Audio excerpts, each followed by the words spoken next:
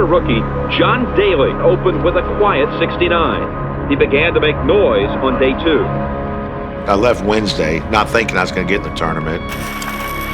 Daly was not even sure he would be playing until Thursday morning. I was the 9th alternate. PGA of America said, "What hotel you staying at, just in case you do?" So we told him. And when I got there, the light was blinking. Welcome to the 73rd PGA Championship. By the end of the second round, John Daly was headed for the top of the leaderboard. Saturday's newspapers would be asking, "John who?" I was so unorganized, and I'm always OCD organized. Never saw the golf course or anything, but just fell in love with the golf course the first round I played it. I just, wow. They call him Wild Thing. It was long. I could carry all the trouble. Ooh. Never seen I hit the ball that hard. I loved it. You're the man, Johnny! That's what I dreamed of playing the tour for, is to play in front of a lot of people and have fun with them. That was just a 151-yard pitching wedge. All I know is I made an eagle and a few birdies today. I didn't realize it was 7 until somebody came up and told me. Fans here have been swept into a frenzy. The swagger of a young Arnold Palmer, the swing of a young Jack Nicklaus. He is something to behold. It's something that you'll never forget. Well, he's just unflappable. He's brilliant. That you wish could happen every weekend of your life. He was introduced between the first and second quarter to a 1-minute standing ovation. I didn't know there was that many golf fans. Every time I walked up on a green or a tee box, chills just ran down my whole body. My life is I play for trophies and fans. A lot of guys play for the money. They are telling us stories now that he broke a golf ball. So many athletes think they're so different than people, and I'm not any different than they are. Right down the middle. There's a rumor going around that you broke a golf ball. Is that true? Have I let them down? Yeah, I've given up. I've played bad. Walked off courses? Yeah, I mean, they all know that. That was not to the left of the flag. That was right at it. Maybe that's because I'm so embarrassed of playing bad in front of them. I love these fans, and I hope I can pull this thing off. I would love to win this thing for him. Having them on your side is a big advantage. And it's not hard to love a fan. I mean, a fan's coming out to watch you play. What's so hard about loving them? I do it for the fans. That's what this game's about. Play for the fans. Being escorted now to the first tee, and the best wishes from golf fans around the nation. I think I can bring this thing home. And I didn't know it was going to happen that fast. And now listen, the applause won't stop. Just watch and enjoy. It's almost like Bill Murray in the Cinderella story on Caddyshack. How often do you see a long drive champion fade into oblivion because he hasn't got a golf game? This boy has. He is a phenomenon. Yesterday at the PGA Championship, John Daly, a 25-year-old tour rookie, became an American phenomenon. Wednesday night, you were at home in Memphis, Tennessee. Could you ever have imagined you would win a Grand Slam tournament come Sunday night? And winning the PGA at 91, I mean, it was like, wow, this is just unreal. The 91 PGA kind of propelled it all together, and a crazy man was born.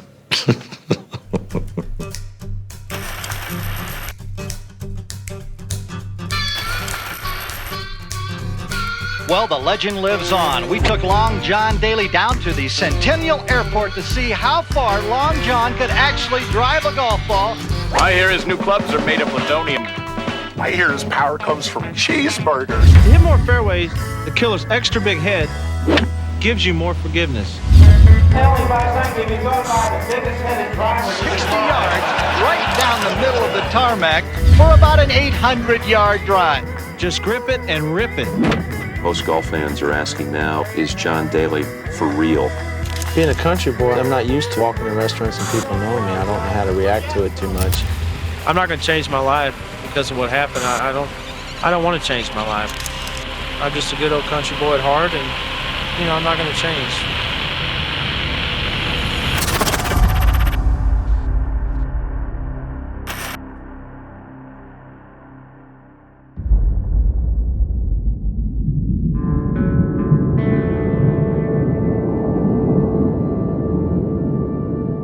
I was born in Carmichael, California, just outside of Sacramento. Moved to Arkansas when I was very, very young. Fell in love with our Razorbacks right off the bat, because you move to Arkansas, you got to fall in love with the Razorbacks. And I kind of started playing sports back then. I was a pretty good field goal kicker, pretty good in baseball. Could have been a pitcher. I played all the sports, but golf was the one because really I was so flat-footed. I could shoot the basketball, I could throw a football, I could throw a baseball, but I just couldn't run. Where I grew up, golf was not favored by kids at all.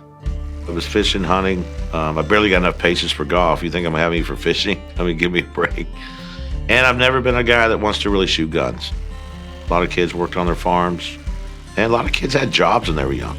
Our hometown in the state of Arkansas is hardworking people, just great, loving people, and they don't mind working, and kids don't either. So that's kind of what it was. I basically learned to play golf from the Golf Digest, Jack Nicklaus's lesson tee. It was a magazine. It's one of the greatest lessons you could ever give a child. It was simple. He taught me how to hit shots without him even knowing he taught me. Easy to learn when it's that simple. You know, hit a cut, take the club outside, get your legs ahead of a little bit.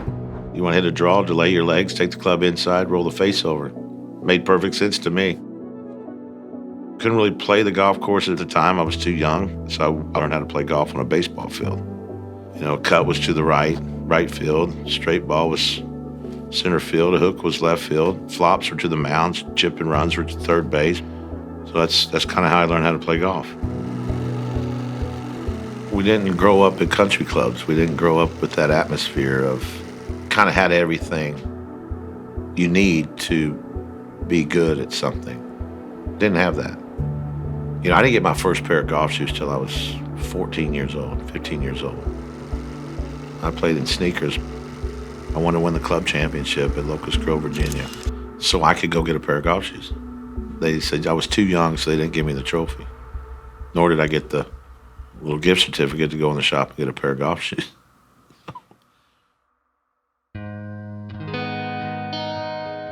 I've always been kind of chubby or fat. Yeah, the jokes came.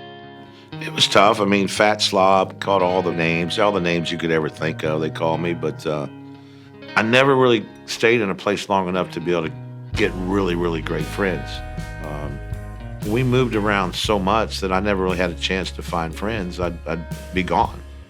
But I learned to okay, let's just meet new people.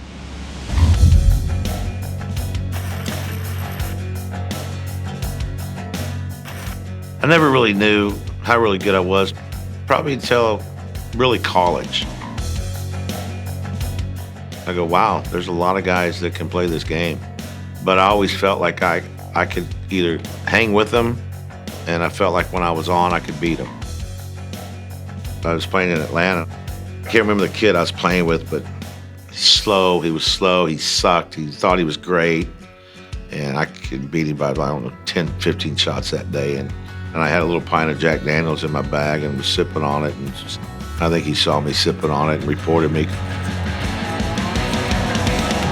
So, really? Okay. Whatever. Nice knowing you. I always like to have fun, and drinking was just part of it. Sometimes way too much. Yeah, there was some down times. When you're younger, you just think you're invincible, and you just keep going and going and going, and then you get stupid,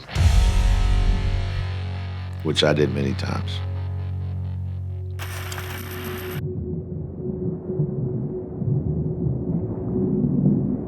No, I mean, addiction's addiction, you know.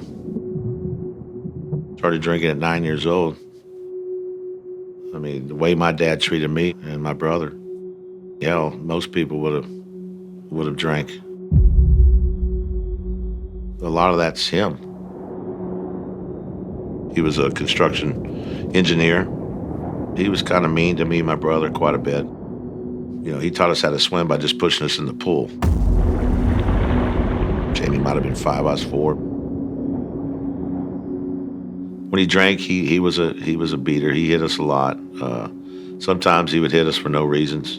You know, I've always lived going, hey, 1 out of 2 is not bad. My mom was an angel. She always was great. And she passed away back in 01. And that was tough. She was 65. Losing your mom's no fun. But no, it just wasn't the relationship that I would really want any father-son to really have.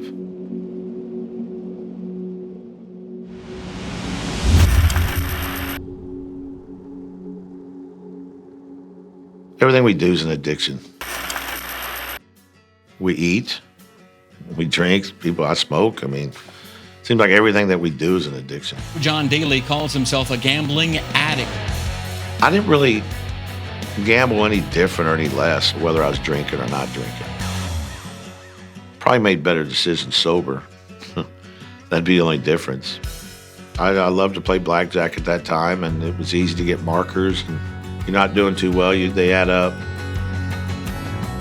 Make a long story short on that, I lost a lot of money. I think I lost, total losses, I think, was $57 million. John Daly gambled away at least $55 million in less than 20 years. How's that even possible? Stupidity. Well, I think 92 to really 97 was lowest in my life. Golf game wasn't great. Nothing seemed to go right. Lost the Wilson sponsorship, lost the Reebok sponsorship. Really didn't feel like practicing, didn't feel like playing a lot of golf. I was too mad at the world again. It was just kind of some sad times. Professional golfer John Daly had a run-in with law enforcement. Police took him down. Found out, somebody was cheating on somebody, and it really hurt me. The thing that Betty hitting her, I didn't touch her. I tore up my house. The police report says he appeared extremely intoxicated and uncooperative. Police placed him in custody and took him to the county jail to sober up. You got all these talk shows. Daly's a wife beater. Well, I never touched her. I mean, Betty made it up, and then she admitted that. But of course, it's too late. I think the hardest part about this year has been the media not getting their facts straight on a lot of things that have happened in my life, and it's just kind of sad that they don't take the time to get some facts straight. That hurt a lot, just because I knew I would never strike a lady. I mean, I've never been that way, and that's when Donnie and my brother all talked me off from driving a Mercedes off a mountain. Yeah, I wanted to end it then. Thank God it's the last time I ever thought that. No, it was just like I was there, but I wasn't there for 5, 6, 7 years.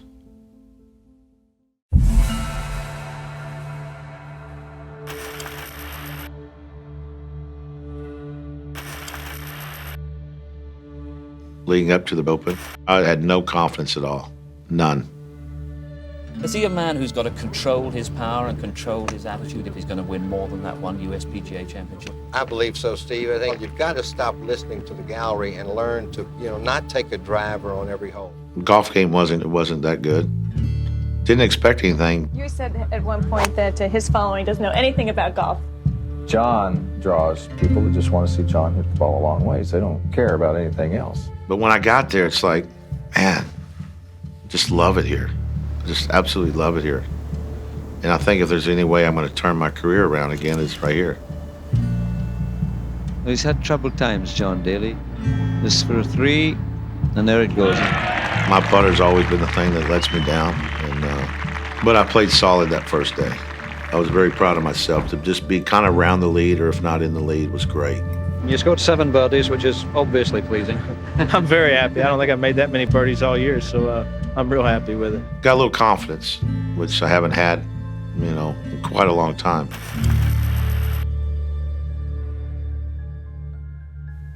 St. Andrews was always the one that I waited for as a kid to watch because it's the home of golf. 172 yards into the wind. Never being over there, you think it's just cool. Is it straight? Oh, it is. It's a gem of a shot. Well, this man has amazing talent. The footsteps that I walked on St. Andrews, the home of golf, where it all began. Yeah, then you go over there and play, it's like, wow. People said he didn't have the patience for this kind of golf and this kind of weather, but he's proved them all wrong thus far. I just fell in love with it so fast. John Daly, I mean, he'd have a crack at this green, I'm quite sure. You drive a lot of the par 4s, 9, 10, 12, 18. What a wonderful tee shot that is. 356 yards and he's flagstick high. When I was young, when I was little, the golf clubs that I used, they were so long, they were heavy. So my forearms got a little big because I just came down really strong. John Daly. I'm sure the spectators hold their breath when he starts his backswing. When you wind up like that with balance and rhythm and timing, the more club head speed you have, the further the ball is going to go. So I was lucky to be able to create a lot of club head speed from learning how to play golf with a longer set of clubs. The mighty Daly at his best. That was fun. A lot of fun. Daly goes to 5 under, and that puts him in joint 4th place. Yeah, I feel like I've got a real good chance here. It's just so much fun just being in contention at St. Andrews.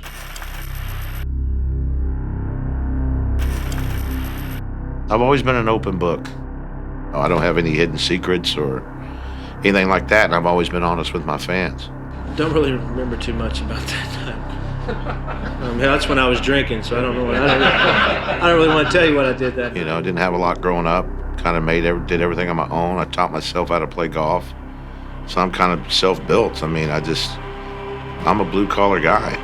I'm no different than the fireman or a guy working at McDonald's. People can relate to my life. Okay, good luck tomorrow. Thanks. It's not different than theirs. It's just I play golf.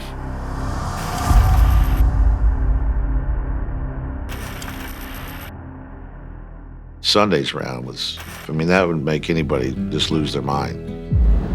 Right now, conditions are very difficult indeed. The day started calm, but now we've got winds that are reported to be gusting to around 40 miles an hour.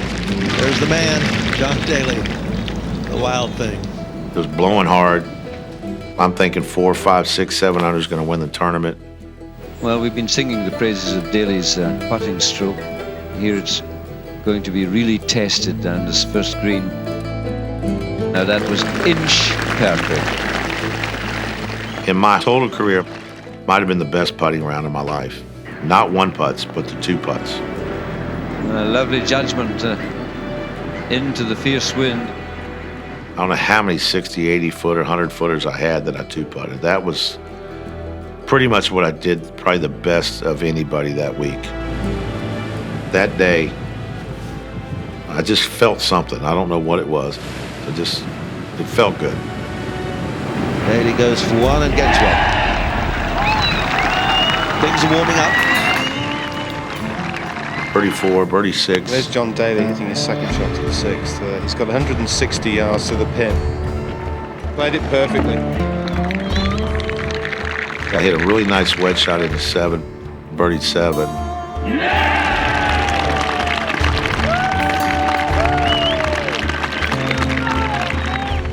Birdied 8.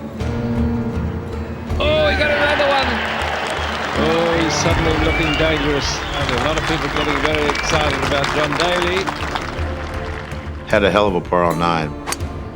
I remember I hit it on the road, tried to drive the green and caught it a little bit too far left. Luckily, it was on an old cart path. I didn't get relief, but enough to hit an L wedge over the top and at least be able to save par. This for a par. And he's escaped. Yes, he's escaped. Oh, dear. And then next thing I know, I'm up 2 shots on the field, so felt pretty good. He's looking good, John. Well, I knew I'd been driving the ball really well. I stayed on attack mode for the purposes of staying confident. Daly now on the 12th. That's a brave shot today. I wasn't going to lay up on any holes because I felt like if I did, that's what was going to get me in trouble. Well, that is an unbelievable drive today. It's just 285 yards over all the trouble. I'd rather lose hitting good drives than hitting not so good 1-iron or 2-iron off the tee. Daly about to launch one. Now everybody laughs at the power of that. It was tough. It was very, very tough.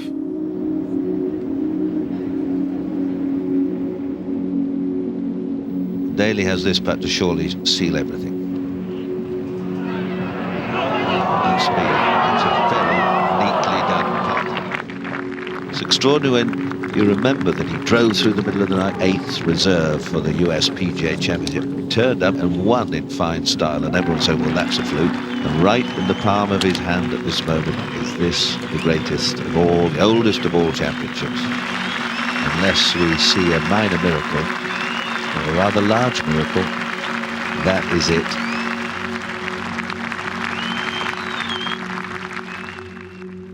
Then the real show comes. And now the stage is set, and the leaderboard shows you Daly on his own. But can he be caught by this man?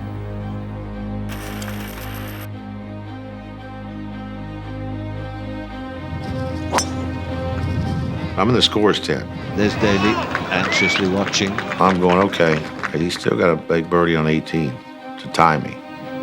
Heart must be going pitter-patter, pitter-patter. And when he chili dips it, I'm like, okay, I've just won the Open. Not quite yet, my darling. It ain't over, but I must say the odds are in your favor. Oh, yeah, I thought it was mine. I actually thought it was mine. Rocker then for a 3. He doesn't hold it. John Daly will be the champion. Constantino Rocco. That's got to be one of the ultimate putts I've ever made in golf.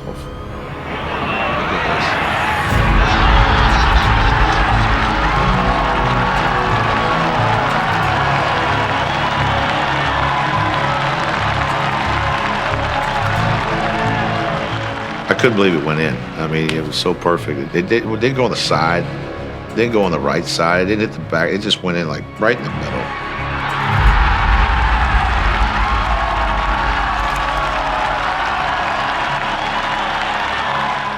Wow. Not much to say about that. Quite extraordinary. Next thing you know, we're in a playoff.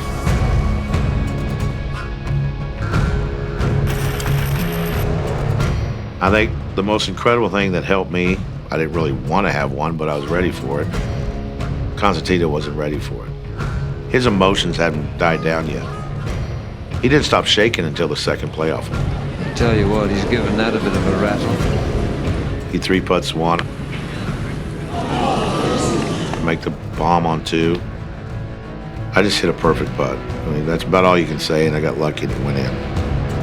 It was a pretty cool feeling then, knowing I'm 2 up on him going into 17.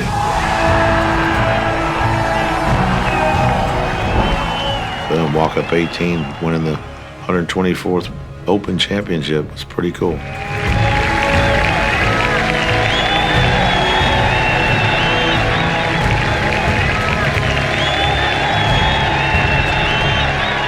That's those memories you just can never forget. The guys with the ropes holding the people back. It's just the ultimate feeling. A redneck, blue collar, you know, dumbass like me goes and wins the Open at St. Andrews, the home of golf. It's official, John Daly, the 1995 Open champion. It's awesome.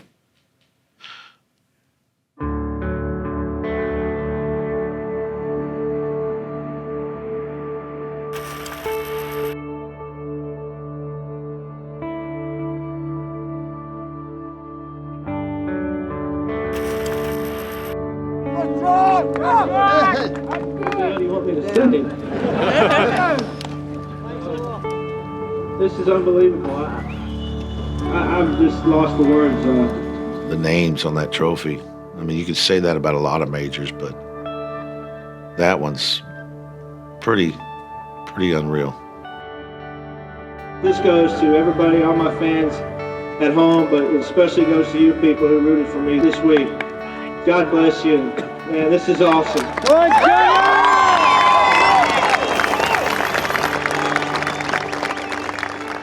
Some people always say, why have you only won 2 majors? Well, it's not easy. I mean, everybody thinks because you win a major, it's easy. It's not. The good news is they can never take those two away from me. Name's going to be on there forever. I think a lot of people can relate to my story. Went down the wrong road a little bit, but I had some fun doing it. It's pretty incredible, the things I've gotten done because of a crazy game chasing a white ball. It's been a good ride.